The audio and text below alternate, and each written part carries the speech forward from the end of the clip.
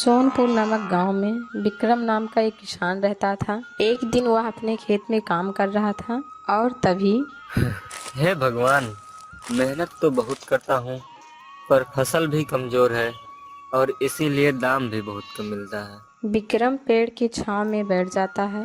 तभी विक्रम की पत्नी सुमिता आती है और विक्रम से बोलती है।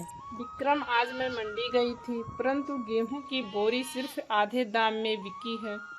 हाँ, क्या करूँ सुनीता, मौसम भी धोखा दे रहा है और साथ में व्यापारी भी।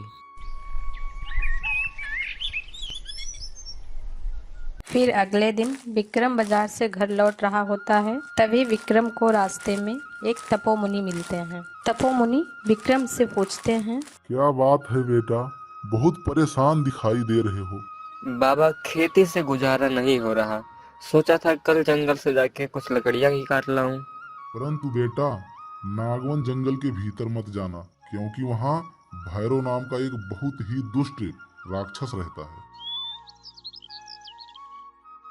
तपोमुनि के समझाने के बावजूद भी विक्रम उस जंगल की ओर जाता है। तभी जंगल से किसी के पुकारने की आवाज आती है। बचाओ बचाओ, कोई मुझे बचाओ।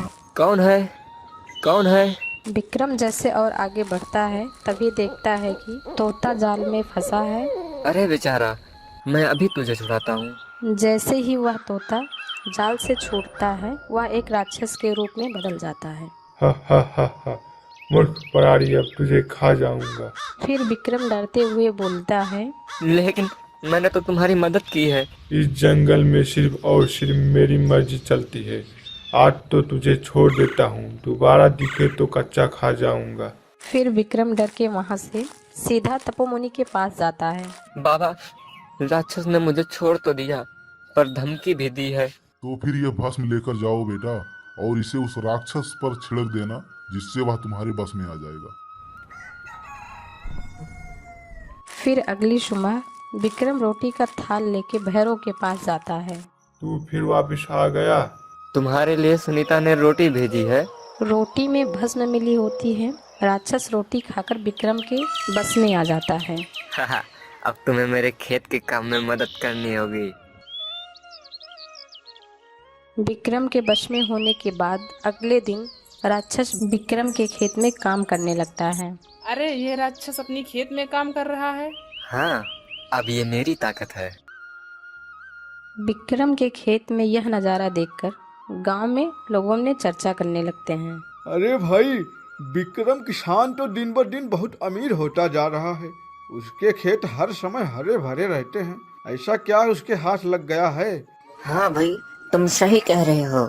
लगता है इसके हाथ कुछ चमत्कारी चीज लग गया है, जिससे वह दिन प्रतिदिन अमीर होता जा रहा है।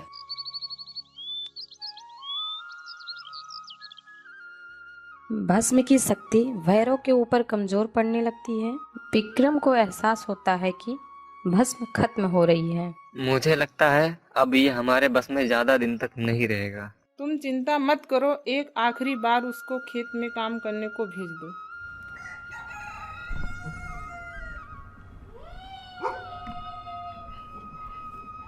फिर अगले दिन भैरव खेत में पहुंचते ही विक्रम पर चिल्लाता है।